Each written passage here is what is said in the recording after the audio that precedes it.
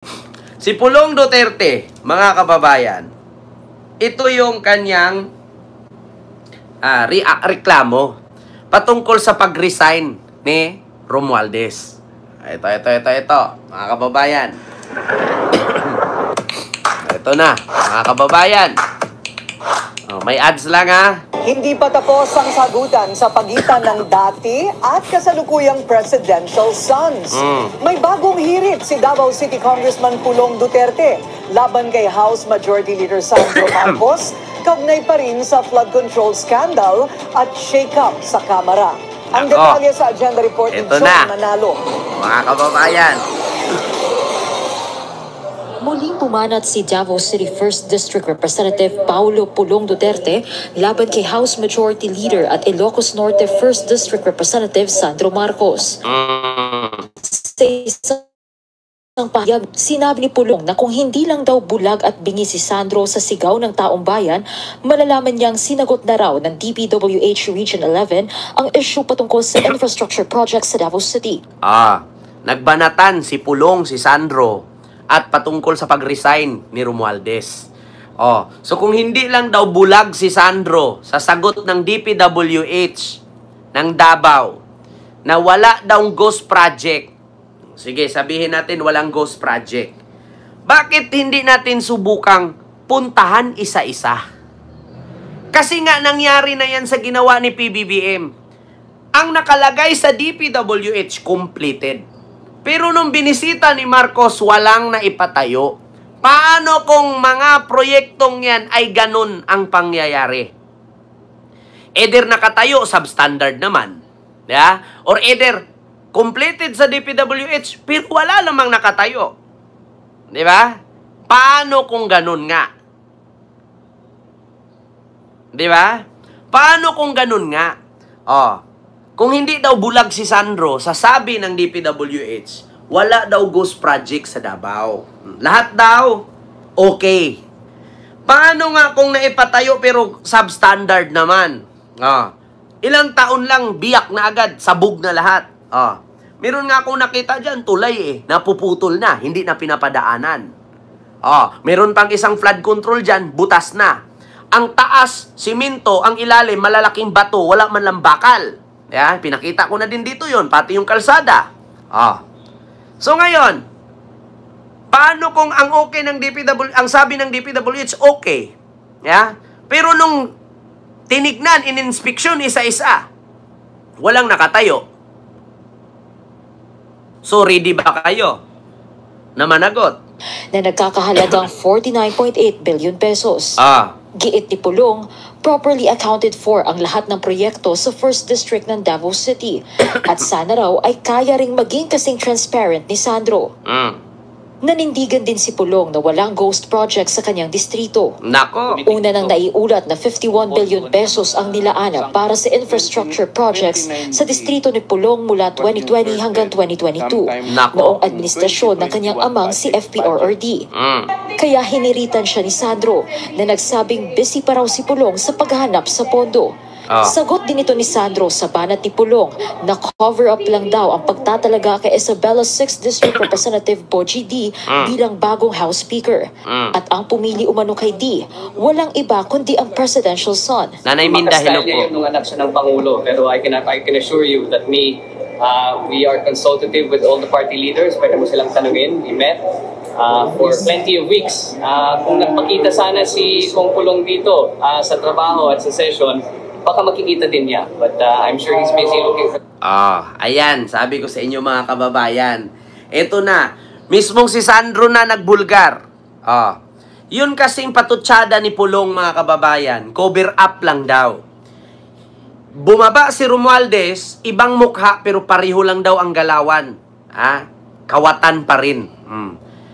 Yan din, sabi din ni Sara yan. Mismo si Sandro nagsabi, kung present ka lang kasi lagi, Pulong, makikita mo kung paano pinagbutuhan ng mga kongresista si Boji D. Napapalit kay Martin. Ang problema kasi, Pulong, hindi ka kasi pumapasok, lagi ka kasing wala. Yan ang problema, hindi ka present, lagi kang absent. Kaya maghuhula-hula ka, gumagawa ka lang ng kwento. na planado ni Marcos na si Bujidi ang ipalit. Iba man ang mukha, pareho lang din daw ang galawan, magnanakaw pa rin. Naku, malaking aligasyon yan. Diba? Na hindi pa naka-duty yung tao, hinusgahan nyo na. Walang pinagkaiba kay Romualdez, magnanakaw pa rin. Mahirap yun. Kung ako kay Bujidi, ano ko yan? I-terminate ko yan pagiging congressman. Yung ginagawa, yung sinasabi ni Pulong, i-terminate ko yan pagiging congressman. Tanggalin sa serbisyo. Biruin mo, nagpalit ng katawan.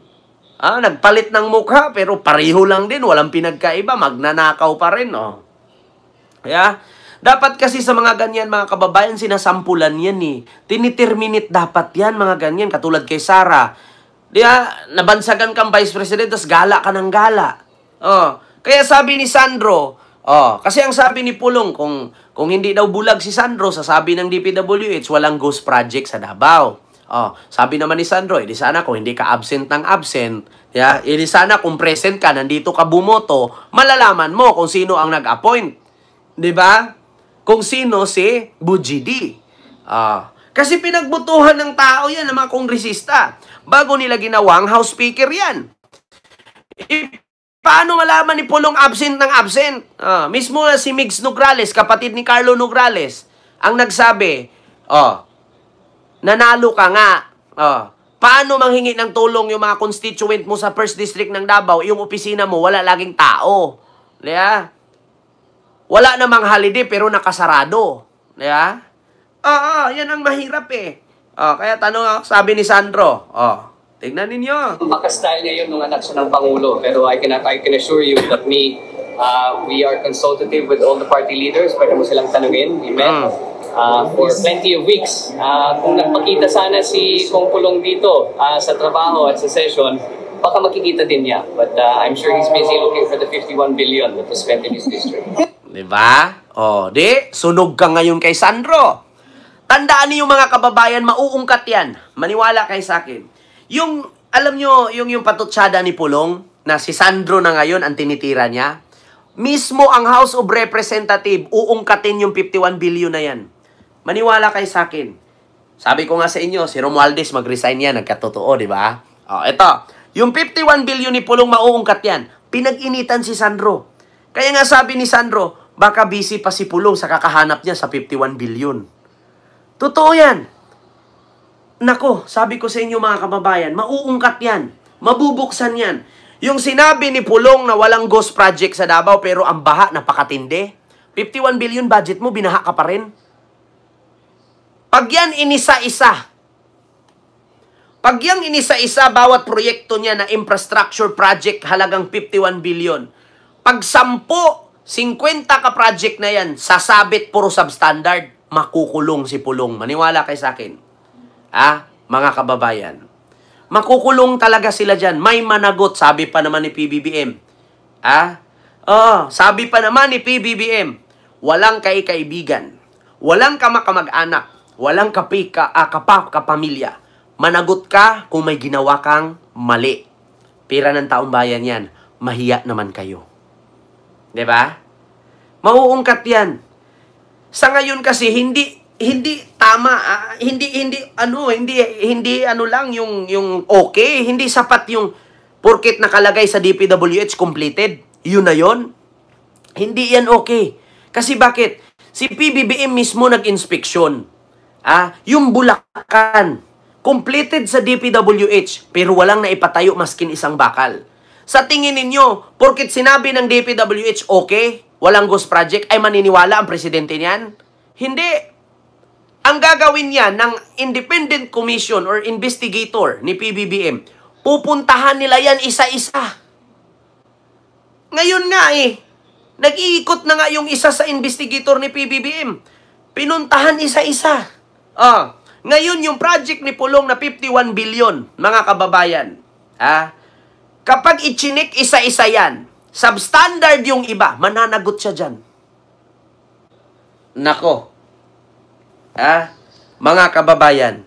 Kasi ito pa lang, meron ako ipakita sa inyo. Ito pa lang. Tignan ninyo. Ito ha. Kalsada. sa Davao. Biak. Ito palang parte ng proyekto ni Pulong ito. Mga kababayan, hindi na pinadaanan. Davao City.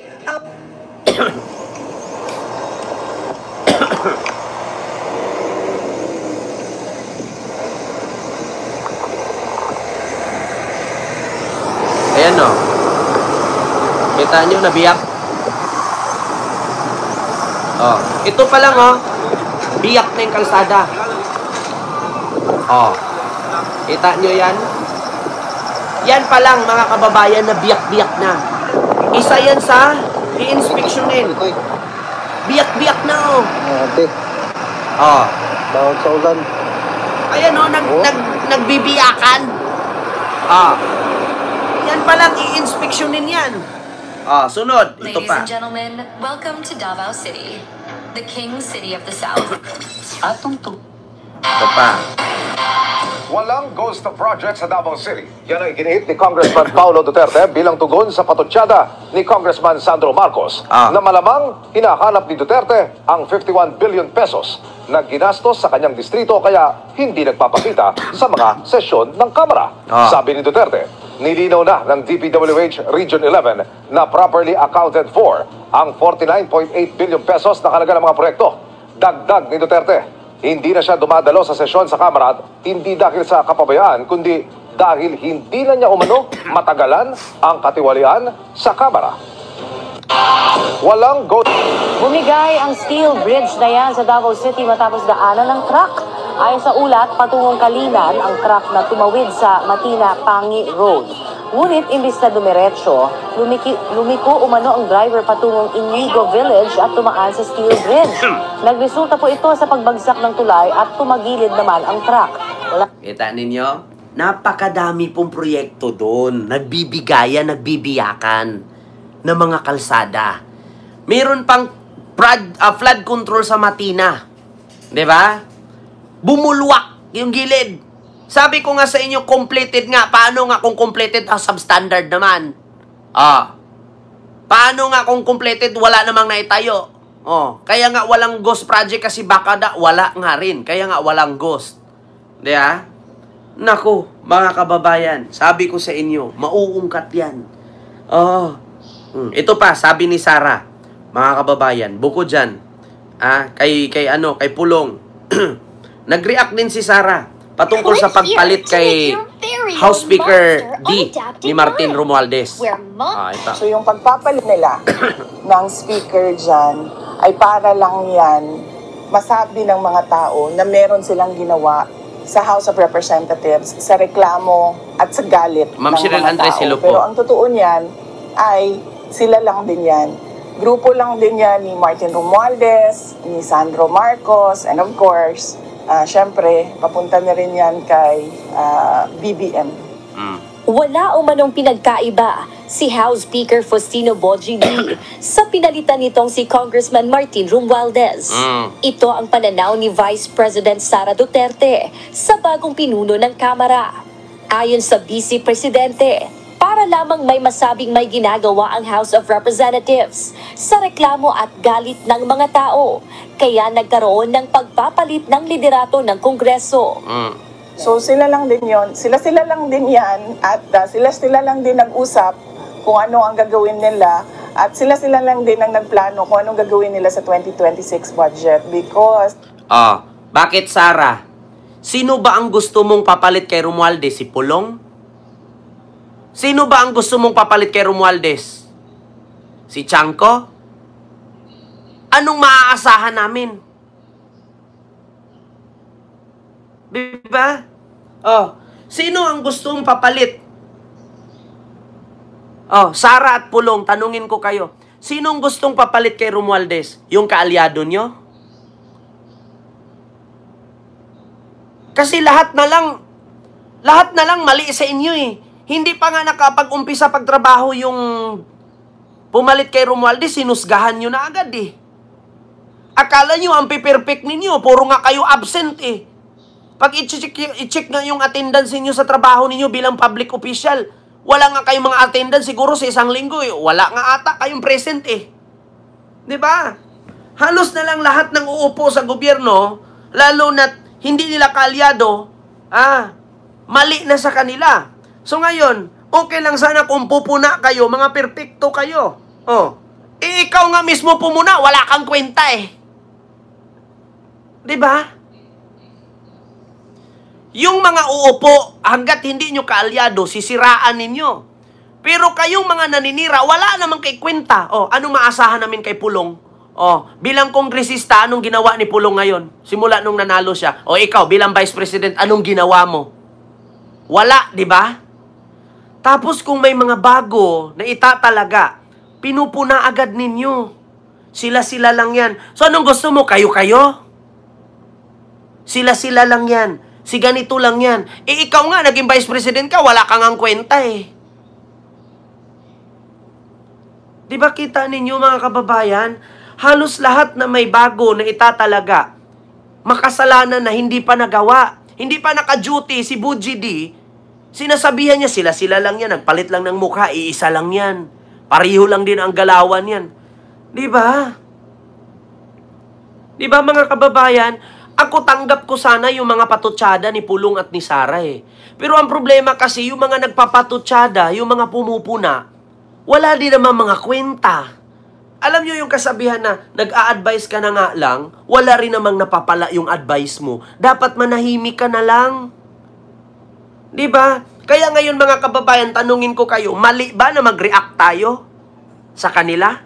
Kasalanan ba? Krimen ba? Na maglabas tayo ng opinion bilang ordinaryong tao sa kanila? Kasi ang sabi ng mga DDS, inado daw ako ng mga Duterte, bakit daw ako galit? Sa tingin nyo matutuwa kayo? Ikakatuwa mo yung sinabi niya, hindi pa nakaupo si Buji D. Sasabihin niya, sila-sila lang yan, plano lang nila yan. Kung ano si Romualdez, ganun din si Buji D. Hindi pa nga nakapag-duty yung tao. Wala pang 3 araw, Diba? Sir Alex, maraming salamat sa yung 10 Hong Kong dollar super sticker. Thank you so much. Wala pang ang duty, wala pang 3 araw yung tao mula nung umupo. Husgahan nyo na, samantalang kayo, tagal nyo na nakaupo dyan, mga wala kayong kwenta. Alam nyo, sa totoo lang mga kababayan, Vice President Sara, huwag ka na mangarap maging presidente sa 2028. Bakit? The more kasi nakuda ka ng kuda at nagpapakita ka sa tao, the more na mawawala ng gana ang tao sa'yo. Kasi nga, ang lakas ninyong pumuna, ang lakas ninyong kumuda, ang lakas ninyong manira. Di ba? Bakit hindi mo subukang tanungin? Di ba? Bakit hindi nyo subukang tanungin kung ano ang nagawa ninyo sa bayan?